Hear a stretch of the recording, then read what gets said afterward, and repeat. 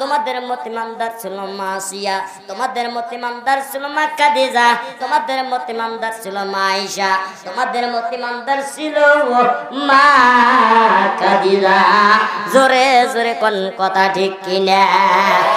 মা রে তারা কিন্তু আজকে ইমানদার আর তোমরাও কিন্তু আজকে ইমানদার। জোরে কোন কথা ঠিক কিনা? ও মা, আজকে যদি মার 5টা মায়ের তত্ত্ব যদি বলে যাই হয়তো সারা রাত গোয়া যাবে। আমি অত মায়ের কথা বলবো না, একটা মায়ের তত্ত্ব বলবো।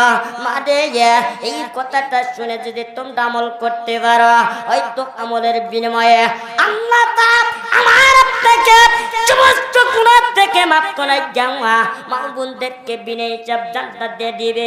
ও মা, একটু গভীর মনোযোগ দিয়ে শুনবা। আল্লাহ রাব্বুল আলামিন কোরআনের কানি ভিতরে বললেন, ওয়া ইন্নাহু লাকুদাউ ওয়া রাহমাতুল লিল মুমিনিন।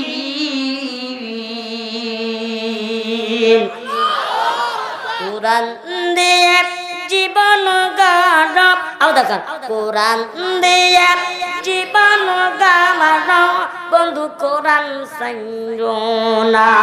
পড়লে কোরআন পাবে জান্নাত, পড়লে কোরআন পাবে জান্নাত, জান্নাতে পাবে ঠিকানা বন্ধু, কোরআন সাইরো না।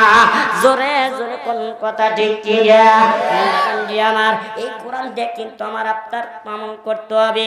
এই কোরআনটা দিলের ভিতর অর্জন